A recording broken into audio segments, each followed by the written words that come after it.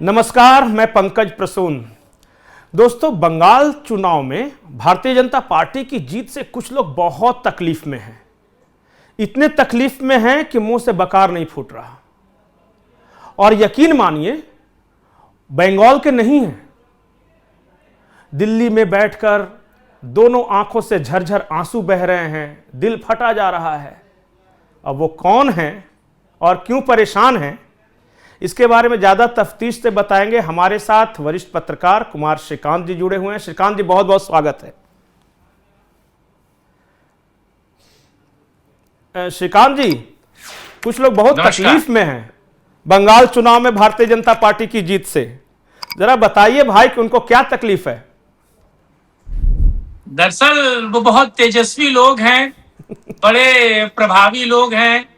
और दरअसल नरेंद्र मोदी ने, आपको याद है, संसद में कहा था कि बहुत सारे लोग जो हैं सत्याग्रह करने वाले लोग हैं, बहुत सारे लोग। अच्छा, वैसे तो मैं उसका जिक्र नहीं करता, लेकिन चलिए, क्योंकि एक जीतने का खुमार है। एक रंगीन फिल्मों का हीरो है जिसका नाम है ठीक, क्योंकि हम लोग पत्रकार हर मुद्दे पर बात करते हैं। मैंने तो कभी उसको देखा नहीं साक्षात, मैं चाहता भी नहीं कि मेरा ऐसा सौभाग्य हो, किंतु वो अपनी फिल्मों में कभी प्लम्बर बनकर आता है, कभी वकील बनकर आता है, कभी पुलिस वाला बनकर आता है, कभी किसान बनकर आता है, कभी एडवोकेट बनकर आता है। वो सब कुछ बनकर आता है। वैसे ही अपने जोगिंदर जहरीला हैं। तो ये जो जोगिंदर जहरीला यानी कि सलीम खान, अच्छा, जो व्यक्ति इतना कंफ्यूज है उसका नाम ही क्या है। यानी कि जब वो स्कूल में गया तो उसका नाम सलीम यादव रखा गया, और जिसने अपना नाम बदल दिया वो व्यक्ति इतना कंफ्यूज है कि वो भारत जोड़ो यात्रा में नजर आता है, वो ममता बनर्जी के साथ नजर आता है, वो अखिलेश के लिए उत्तर प्रदेश में पिच तैयार करता है, और वो क्या कहते हैं, स्टालिन के साथ खड़ा हो जाता है। वो बिहार में जाकर तेजस्वी का तेज बढ़ाने का काम करता है, महाराष्ट्र में उद्धव के साथ खड़ा हो जाता है। यानी कि हर एक जगह वो खड़ा हो जाता है, जिसको आपको याद है केजरीवाल ने अपने पार्टी से धक्के मारकर निकाल दिया। जो ग्राम पंचायती का चुनाव नहीं जीत सकता, जो पार्षदी और काउंसलर का चुनाव नहीं जीत सकता, ऐसा जोगिंदर जहरीला, नाम मैं नहीं लूंगा किसी का भी, तो ऐसे जोगिंदर जहरीला आजकल बड़े परेशान है। उनका पेट का पानी नहीं पच रहा है। वो, अच्छा, माफ कीजिएगा, लेकिन वो सेकुलिस्ट, मतलब वो चुनावी जानकार हैं, चुनाव को बेहतर समझते हैं। अच्छा, बचपन में हम लोग डीडी न्यूज में और डीडी वन में जब इलेक्शन का रिजल्ट आता था तो इनको, प्रणव राय को, विनोद दुआ को, इन सबको हम लोग देखते थे। और इसमें कोई दो राय नहीं है, वो बालपन था, उतनी बुद्धि नहीं थी। और ये व्यक्ति बिल्कुल ब्लेड की तरह बिल्कुल धीरे धीरे बतिया बतिया कर बात जोड़ने का काम करता था जोगिंदर जहरीला। तो ये वो एक मसान फिल्म का डायलॉग है, ये दुख क्यों नहीं खत्म होता भाई, ये दर्द क्यों नहीं खत्म होता भाई। एक मिश्रा जी है उत्तर प्रदेश की, भद्र महिला है, दिल्ली में 2 BHK है, 2 BHK फ्लैट है, उसका भी दर्द खत्म नहीं हो रहा है। और एक रविश है, रविश बात करते हैं एक व्यक्ति, आज मैंने देखा कि उन्होंने स्टालिन का लगा रखा है। यानी कि उनको मतलब नहीं है आसाम, पुदुचेरी और बंगाल के इस बहुत बड़े कहा जाए राजनीतिक बदलाव से कोई मतलब नहीं। वो उन्होंने इस वक्त जो तमिलनाडु वाला फोटो लगा रखा था, उसका क्या नाम है, उसका थलपति विजय का। हाँ, विजय का। अब विजय क्या है, खैर मैं उस पर नहीं बोलना चाहता, लेकिन हर एक व्यक्ति पौध की खिंचाई कर रहा है। कोई 29 लाख वोट बैंक। अच्छा, एक और व्यक्ति है जो माहौल नापते हैं आपको पता है, 2 बार मुझे भी टकरा है। मैं 1.5 महीने बंगाल था, 1.5 महीने बंगाल था। एक दिन 7 दिन 15 दिन करके ऐसे ऐसे था। हम लोग काम कर रहे थे वहां, सर्वे का काम कर रहे थे, जान हथेली पर रखकर। तो हमको 2 बार टकराए, एक ऐसा व्यक्ति टकराए जो माहौल क्या है पूछ रहे थे दरअसल। अच्छा, उनको प्रथम दृष्टा आप देख के लगेगा पुराने कब्ज की बीमारी है। उनका चेहरा देख के लगेगा कि इस व्यक्ति को कब्ज की बीमारी है। और घूम फिर के, नहीं, बात तो बिल्कुल आम आदमी की तरह करते हैं, चीजें वही बात करते हैं।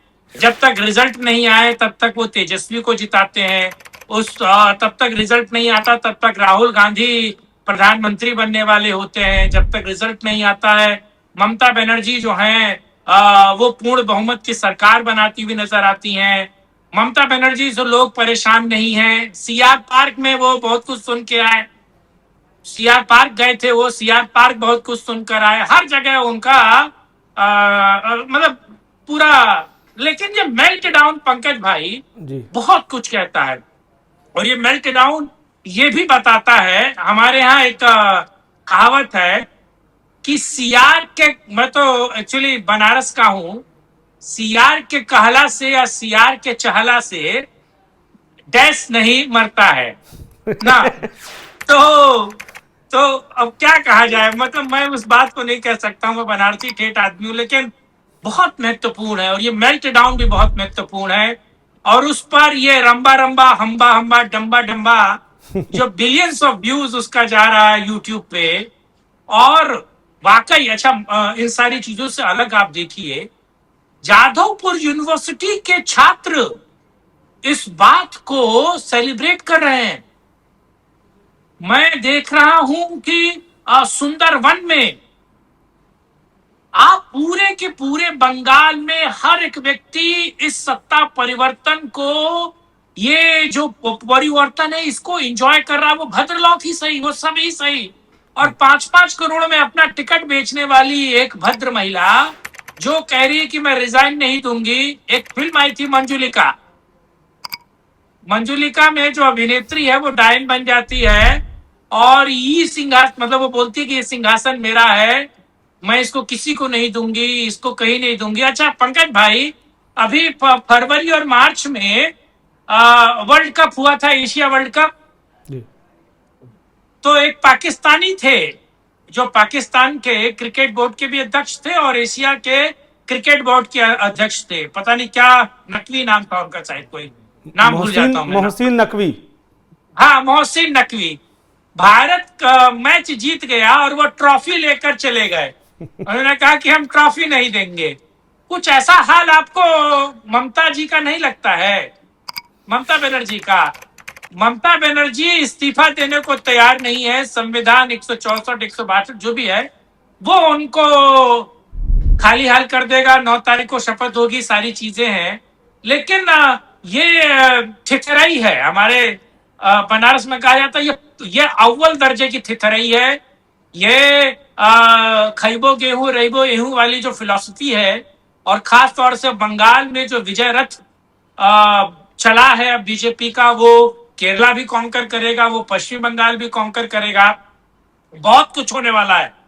और मैं आपको पता है सरकारी अधिकारियों की अब जांच हो रही है। सरकारी अधिकारी ऑफिस से बाहर जा रहे हैं तो उनकी जेब तलाशी हो रही है, उनका बैग बटुआ सब देखा जा रहा है कि भाई कोई ऐसी दस्तावेज, कोई ऐसी फाइल ना ले जाए जिसमें पुराने काले कारनामे, काले कांडे निकल कर आए पुरानी सरकार के।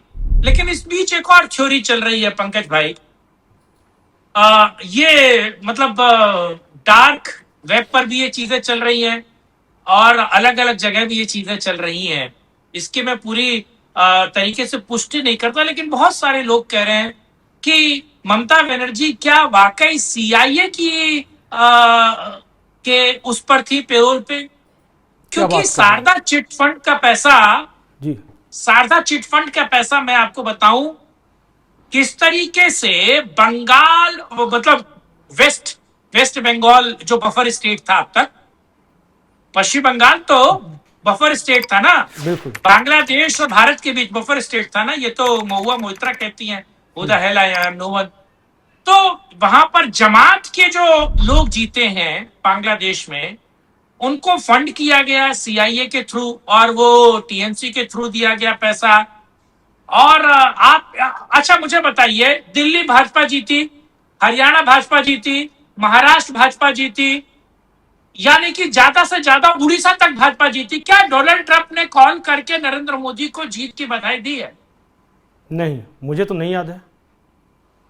तो ये पश्चिम बंगाल पे जीत पर बधाई क्यों दे रहे हैं ये डोनाल्ड ट्रंप?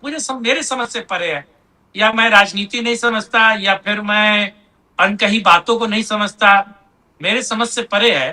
लेकिन पंकज भाई मुझे लगता है कि इसमें भी एक सच्चाई है, एक सच बात है कि क्या वाकई सीआई के पेरोल पे थी ममता, क्योंकि इसकी भी जांच होगी और इसकी जांच होगी तो किस तरीके से शारदा चिटफंड का पैसा, कोल स्कैम हुआ उसका, और किस तरीके से अभिषेक बनर्जी हो, तपन दाव हो, और ये जो पूरा सिंडिकेट काम कर रहा है पूरे के पूरे पश्चिम बंगाल में, टीएमसी का सिंडिकेट जो 15 वर्षों में बना और जिसने करोड़ों अरबों रुपए के वारे नारे किए, जिसने कट मनी के जरिए आम जनता का खून पिया, चूसा। आप कुछ भी करिए, कट मनी आपको देना पड़ेगा। मुझे लगता है इसकी भी जांच होनी चाहिए। मैं इसकी पुख्ता एक बात श्रीकांत जी, जी। जहां तक मेरी जानकारी है, कलकत्ता का एक बड़ा बाजार इलाका है, वहां हवाला का भी बहुत बड़े पैमाने पर ट्रेडिंग होती है। और जब हम लोग झारखंड में उस वक्त जांच कर रहे थे तो पूजा सिंघल नाम की एक ब्यूरोक्रेट थी, उसका पैसा बड़ा बाजार जाता था और वहाँ से हुंडी से हीरालाल शाह नाम के कोई हवाला कारोबारी थे, वो दुबई वगैरह जाता था।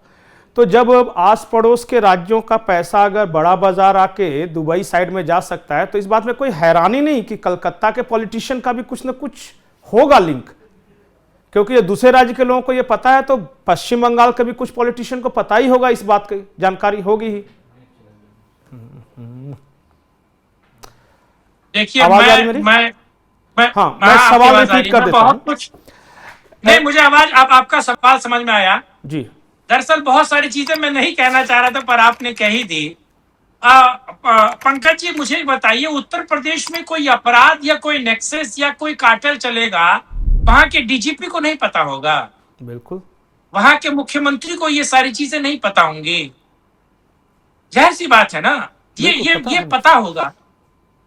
और अगर पश्चिम बंगाल में सोनार बांग्ला में जो आजकल बीजेपी जीती है, जहां आपको लगता है क्या उस पैसे के बारे में, उस कार्टेल के बारे में, उस सारी चीजों के बारे में क्या ममता बनर्जी और वहां के डीजीपी को नहीं पता, जो आजकल राज्यसभा की शोभा बढ़ा रहे हैं, इनको ईडी रगड़ने के मूड पे है? क्या ऐसा संभव? अच्छा, एक और व्यक्ति है जिनको ईडी ने लुकआउट नोटिस जारी किया है, भागे भागे फिर रहे हैं वो, है ना? तो क्या ये सारी चीजें बिना पुलिस को अपने अंटे में लिए ये सारी चीजें चल सकती हैं? मुझे याद है, मैं प्रिंट में होता था, प्रिंट एक बहुत देश के एक ऐसे हिंदी अखबार में था जो देश में सबसे ज्यादा छपता है, पढ़ा जाता है और हिंदी पट्टी में सबसे बड़ा अखबार है। मुझे याद है, मैंने एक स्टोरी की थी, 10 रुपए के नोट पर कैसे करोड़ों रुपए के हवाला के काम होते हैं। 5 रुपए के नोट पे, 2 रुपए के नोट पे कैसे हवाला के करोड़ों के काम होते हैं। मुझे याद है, वो मैंने स्टोरी की थी। दिल्ली के सदर बाजार में कैसे बड़े केस और कांड होते हैं।